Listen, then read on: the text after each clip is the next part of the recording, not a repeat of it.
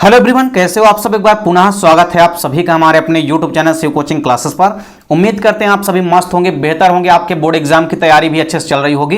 तो आज की इस वीडियो में यहाँ पे हम सत्यासत्य वाले इंपॉर्टेंट क्वेश्चन आप लोगों के लिए प्रोवाइड कराने वाले हैं। इसके पहले भी हमने 2 सत्यासत्य की वीडियो आपको प्रोवाइड करा दी है। अभी तक आप यदि नहीं देखें तो प्ले लिस्ट में जाकर के देख सकते हैं, अलग से आपको दोनों वीडियो मिल जाएगी। तो चलिए सीधे वीडियो को स्टार्ट करते हैं। पहला क्वेश्चन है कि डीएनए अणु का व्यास कितना होता है? 20 एंगस्ट्रॉम होता है। तो ये आपका हो जाएगा सत्य, क्योंकि डीएनए अणु का व्यास कितना होता है? 20 एंगस्ट्रॉम।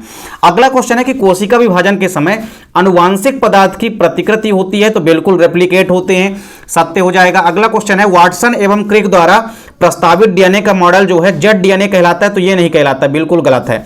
अगला क्वेश्चन है कि डीएनए की जो कुंडलीकृत संरचना होती है, एक चक्र की लंबाई 34 एंगस्ट्रॉम होती है, जिसमें 10 क्षारक जोड़े होते हैं, तो ये आपका बिल्कुल सही है, क्योंकि एक कुंडलन के बीच की दूरी 34 एंगस्ट्रॉम होती है और जिसमें 10 न्यूक्लियोटाइड के या नाइट्रोजनी क्षारक के क्षारक क्रम पाए जाते हैं।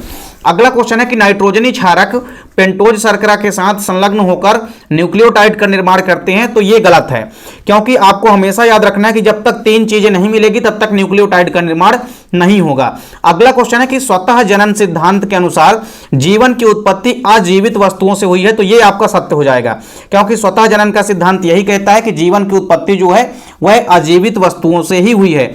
अगला क्वेश्चन है कि ऐसा सोचा जाता है कि जीवन की उत्पत्ति समुद्री जल से हुई है, तो यह भी बिल्कुल सत्य है, क्योंकि ऐसा माना जाता है कि सबसे पहले जो जीवन की उत्पत्ति हुई है वो कहां से हुई है? समुद्री जल से हुई है। अगला क्वेश्चन है डॉक्टर थियोडोर नीडर ने जीवाणु की खोज की, तो यह बिल्कुल असत्य है, क्योंकि जीवाणु की खोज आपको पता है एंटोनी वान ल्यूवेनहॉक ने किया था। अगला क्वेश्चन है सिमेरिया अस्किल मछली जो होती है, सिमेरिया अस्थिल मछली और उभयचरों के मध्य की संयोजक कड़ी है, तो ये असत्य है आपका। अगला क्वेश्चन है आर्कियोप्टेरिक्स सरीसृप एवं पक्षियों के मध्य की संयोजक कड़ी है, तो ये आपका क्या हो जाएगा? सत्य हो जाएगा। अगला क्वेश्चन है चार्ल्स डार्विन के जो पितामह थे वह अपने समय के प्रसिद्ध प्रकृतिविद एवं कवि थे, तो यह बात बिल्कुल सत्य है। अगला क्वेश्चन है डार्विनावाद या डार्विनवाद अर्जित लक्षणों से संबंधित है, तो यह आपका गलत हो जाएगा, क्योंकि लैमार्कवाद उपार्जित लक्षणों की वंशागत से संबंधित है। फिर आए अगला क्वेश्चन प्रजातियों की उत्पत्ति के रचयिता डार्विन थे, तो यह आपका सत्य हो जाएगा, क्योंकि डार्विन ने ही ओरिजिन ऑफ स्पीसीज नामक पुस्तक लिखी है।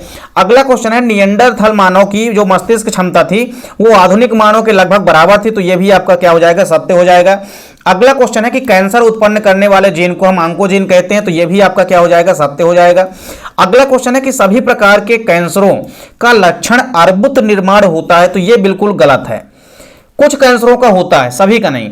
अगला क्वेश्चन है सिग्नेट रिंग अवस्था आरबीसी में पाई जाती है, तो यह भी क्या है? आपका सत्य है। अगला क्वेश्चन है बी लिम्फोसाइट ह्यूमोरल प्रतिरक्षा हेतु उत्तरदायी होती है, तो बिल्कुल सत्य है। अगला क्वेश्चन है हमारे शरीर के जो प्रतिरक्षा तंत्र है उसमें WBC सुरक्षा की प्रथम पंक्ति बनाती है, तो यह गलत है। फिर अगला क्वेश्चन है कि डोपिंग परीक्षण जो होता है वो रक्त के द्वारा किया जाता है, तो यह बात बिल्कुल क्या है? असत्य है। अगला क्वेश्चन है कि जो रोग की समाप्ति होती है उसके पश्चात आप देखेंगे कि शरीर में विकसित प्रतिरक्षा को हम अक्रिय प्रतिरक्षा कहते हैं, तो यह बात गलत है, क्योंकि जब रोग हो जाता है उसके बाद जो प्रतिरक्षा विकसित होती है उसे हम सक्रिय प्रतिरक्षा कहते हैं। अगला क्वेश्चन है कि वे कोशिकाएं जो सीधे प्रतिजनों पर आक्रमण करके उन्हें नष्ट कर देती हैं विनाशी टी कोशिकाएं कहलाती है, तो यह बात बिल्कुल सत्य है, क्योंकि टी कोशिकाएं क्या कर देती है? डायरेक्ट एंटीजनों को नष्ट करने का कार्य करती है। अगला क्वेश्चन है कार्सिनोमा एक ऐसा कैंसर है जो मध्य चर्मी कोशिकाओं में विकसित होता है, तो यह बात बिल्कुल गलत है। अगला क्वेश्चन है रासायनिक पीड़कनाशी पर्यावरण को नुकसान नहीं पहुंचाते हैं, तो पर्यावरण को नुकसान पहुंचाते हैं, यहां पे नहीं दिया गया, इसलिए क्या हो जाएगा? असत्य हो जाएगा। अगला क्वेश्चन है बायोगैस का मुख्य घटक CO2 है, तो यह बिल्कुल गलत है, क्योंकि बायोगैस का प्रमुख घटक क्या होता है? मीथेन होता है। अगला क्वेश्चन है जीवाणु, कवक, साइनोबैक्टीरिया, एक्टिनोमाइसिटीज, प्रोटोजोअन्स आदि सूक्ष्म जीवों के उदाहरण है, तो बिल्कुल सत्य बात है, ये सभी के सभी सूक्ष्म जीव यानी कि माइक्रो ऑर्गेनिज्म है। अगला क्वेश्चन है कि औद्योगिक सूक्ष्म जीवों में ईस्ट का महत्वपूर्ण स्थान है, तो यह बात बिल्कुल सत्य है, इसको आप सत्य बना लेंगे। अगला क्वेश्चन है बीओडी जो होता है यानी बायोकेमिकल ऑक्सीजन डिमांड जो है यह कार्बनिक पदार्थों द्वारा जल प्रदूषण का सूचक होता है, तो यह बिल्कुल सत्य है।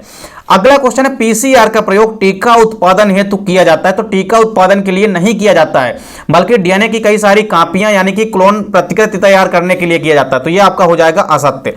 अगला क्वेश्चन है कि पीसीआर के अनुप्रयोग से अल्प समय में ही जीन की अनेक प्रतियां प्राप्त की जा सकती है। तो आपको याद रखना है कि पीसीआर के अनुप्रयोग से अल्प समय में ही हम क्या कर सकते हैं, जीन की बहुत सारी कॉपियां तैयार कर सकते हैं। तो ये आपका सत्य हो जाएगा। अगला क्वेश्चन है, पुनर्संयोजी डीएनए तकनीक का प्रयोग जीन मानचित्रों के निर्माण में किया जा सकता है। तो ये बात भी क्या हो जाएगी, आपकी सत्य हो जाएगी। तो ये हो जाएगा आपका सत्य। अगला क्वेश्चन है कि ई कोलाई एक ग्राम निगेटिव जीवाणु है जिसे संभालना एक वर्धन कराना आसान होता है। तो बिल्कुल सत्य बात है, क्योंकि ई कोलाई एक क्या होता है, ग्राम नेगेटिव जीवाणु होता है। अगला क्वेश्चन है, प्रोब का उपयोग कठिन होता है। तो यह बात बिल्कुल गलत है, क्योंकि प्रोब का उपयोग ज्यादा कठिन नहीं होता है। अगला क्वेश्चन है, प्रत्येक इंटरफेरॉन की अपनी विशिष्टता होती है। तो जी हां, यह जरूर आपको सत्य करना है, क्योंकि प्रत्येक एंटी इंटरफेरॉन जो है एक विशिष्ट लक्षण युक्त होता है। अगला क्वेश्चन है, बीटी एक प्रकार का जीव विष है। तो बिल्कुल सत्य बात है। नेक्स्ट क्वेश्चन है, टीकाकरण सदैव त्वचा के नीचे इंजेक्शन द्वारा दिया जा सकता। तो ये गलत है, क्योंकि टीकाकरण किसी भी माध्यम से दिया जा सकता है। अगला क्वेश्चन है, जीव भार का पिरामिड सदैव सीधा बनता है। तो ये बिल्कुल गलत बात है, क्योंकि अलग अलग इकोसिस्टम के अंदर अलग अलग प्रकार से जीव भार का पिरामिड बनता है। अगला क्वेश्चन है, ऊर्जा का पिरामिड उल्टा होता है। तो ये भी बिल्कुल गलत है, क्योंकि ऊर्जा का पिरामिड हमेशा सीधा बनता है, स्ट्रेट बनता है। अगला क्वेश्चन है कि खाद्य श्रृंखला में अधिकतम संख्या उत्पादकों की होती है। तो ये आपका क्या हो जाएगा, सत्य हो जाएगा। अगला क्वेश्चन है, खाद्य श्रृंखला में ऊर्जा स्थानांतरण का 10% नियम लिंडमान ने दिया था। तो ये भी क्या हो जाएगा, आपका बिल्कुल सत्य हो जाएगा। तो इस प्रकार से यहां पे आपने देखा कि लगभग 40 इंपोर्टेंट क्वेश्चन हमने आपको आज की इस वीडियो में प्रोवाइड कराई है। तो लगभग 3 वीडियो के माध्यम से हमने आपको सत्य असत्य वाले क्वेश्चनों की सारी इंपोर्टेंट सत्य असत्य की वीडियो भी हमने आपको प्रोवाइड करा दी है। तो इस प्रकार से उम्मीद करता हूं वीडियो पसंद आई होगी। वीडियो अच्छी लगे तो लाइक कमेंट जरूर करें, साथ ही साथ दोस्तों के बीच ज्यादा से ज्यादा वीडियो को शेयर करें। चैनल पे आप यदि नए हैं तो चैनल को सब्सक्राइब जरूर कर लें। मिलते हैं नेक्स्ट वीडियो में, तब तक के लिए जय हिंद, वंदे मातरम।